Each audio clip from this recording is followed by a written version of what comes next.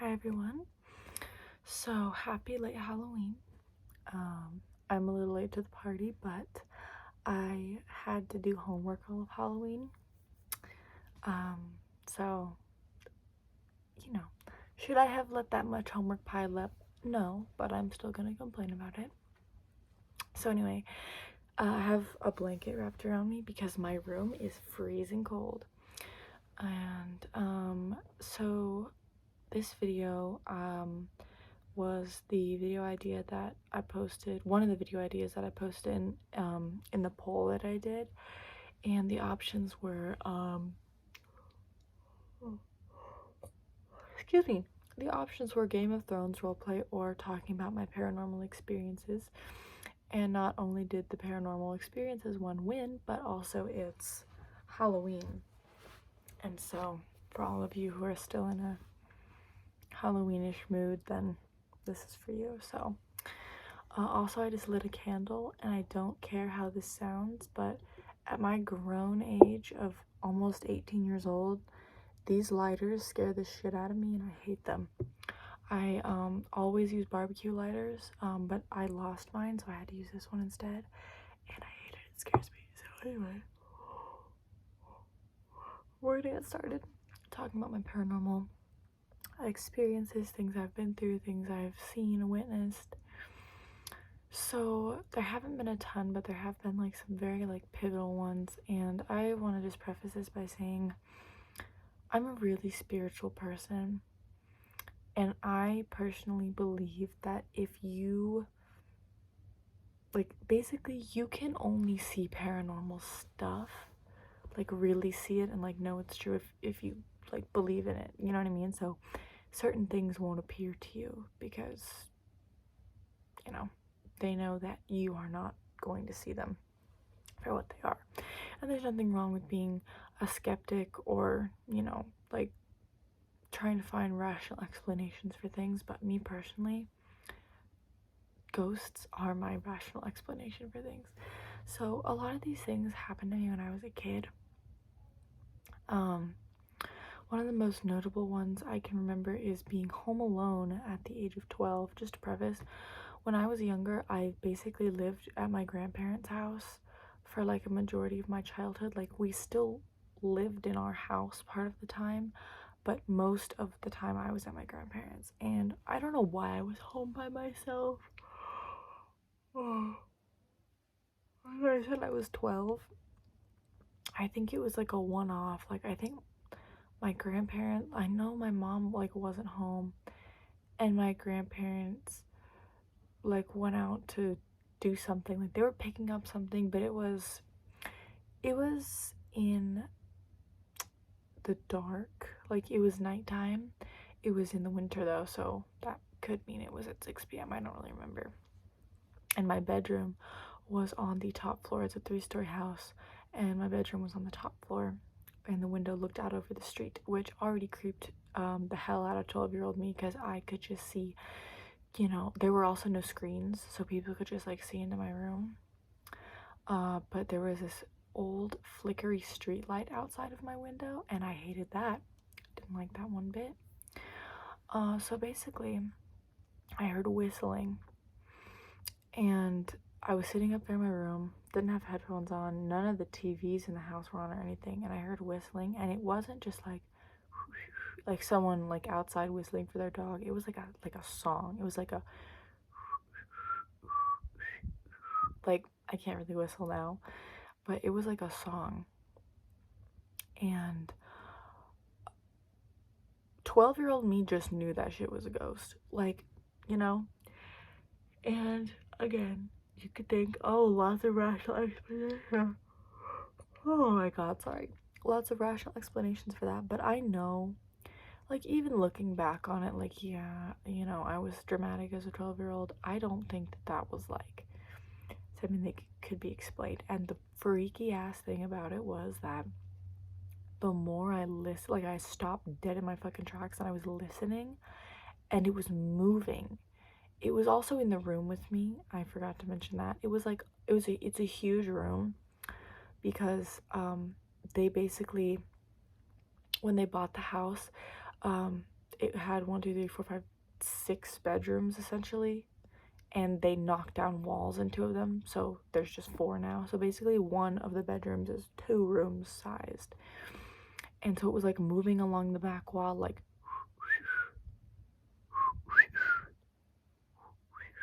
you could hear it moving back and forth, and I almost shit myself, first of all.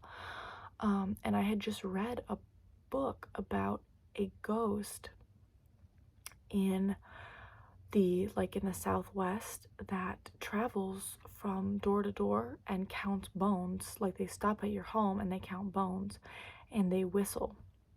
And if you, like, you're not supposed to let them in, but if you don't like listen to them count bones, like if you like blow it off and disregard them, what the fuck, someone in your family will die, which is crazy. But anyway, so I was like sitting there scared shitless, and then it stopped. And then I heard it again like a little later that night after my grandparents had come home. And then I'm not joking. Like, I'm not like making this up to like go along with the story or like add to the scariness, but genuinely, I'm being completely serious. 2 weeks after this happened, my great grandma died. Like, you know what I mean? So it was something. So I guess I just didn't listen to him count bones enough. But anyway, that's kind of a morbid end to the story. But yeah, so there was that thing, and I've heard it like since then. When I was a kid, I've lived in this house my whole life, by the way. Like, this was a house that I was like not born in, but like from a baby, from the time I was born to now, I've lived in this house. I used to be in the room across the hall, but then when I was like 9 or 10, I moved into this room. And basically, I would hear, whenever I have my window open, I would hear that whistling, like even from when I was like a small child, like 8, 9, 10. And then I heard it again when I was 12, and that was like the last time really that I've heard it.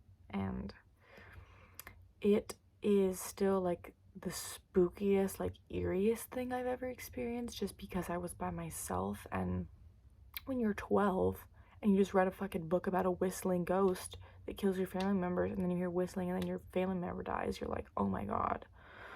So yeah, so that was one of the big ones. This one's not as bad. Ooh, I knocked over my lighter. Something pulled my hair one time. Again, I was home alone. I was older, probably like 14. This was like a few years ago. And I was by myself cleaning my room. Right here, I was like bent over my bed, like putting stuff away. And I had my hair in a ponytail. And my hair was pretty long then. My hair was like to here, so there was like a sizable ponytail. No one else in the house wasn't close enough to anything to get my hair caught. And something, like, it felt, anyone with long hair, if you grab your hair and do that and like it jerks your head to the side, that's exactly what it felt like. And my head snapped back and it hurt. And of course I whipped around like, what the fuck was that? And there was nothing there. And then I went out in my living room and I called my mom in tears. That has only happened to me one time though, and I'm glad it never happened again, because I literally again almost shit my pants. What else? Okay, so this is a big one. This is like the detail that like encompasses every paranormal experience that I've had in like the last 2 years. So I'm a really spiritual person, as I'm sure a lot of people have guessed. I'm a witch, and I'm a medium. So if you're not familiar, basically what that means is I can communicate with spirits, entities, things that have passed on, things that are still here. You know what I mean? Like I am able to communicate with them. So what I like to do, and I don't really do this by myself very much, because like I don't like to admit, but I do like get scared, It's paranormal stuff that you're dealing with by yourself, and it's okay to be scared of that. But anyway, so a big thing that I do was, or that I used to do was, I would, So one thing I would do is go into like a meditative state, you know? And if I clear my mind, I can not only hear spirits talking, but I can actually see them as well. And so this is the scariest thing that's ever happened to me. I was at my cousin, her old house. She's lived in 3 houses and she's moved here close to me, but her old house was a nightmare. It was haunted. Her mom had to like bring in like a shaman and a priest because like there was like crazy things going on at this house. Like my cousin would be at school and her mom would be there at home and she would hear my cousin like crying and like yelling for her, but she wouldn't be home. That's freaky. First of all, that's if that's happening, get a priest in there immediately, or like a holy person, shaman, whatever you believe in, get them in there before something happens. So anyway, fun fact, the shaman said that there was like essentially an energy portal full of bad energy in my cousin's bedroom. And that's of course where we always like hung out and slept when we had sleepovers. And I never slept well in that room. We would hear scratching on the walls, knocking on the window, the whole nine.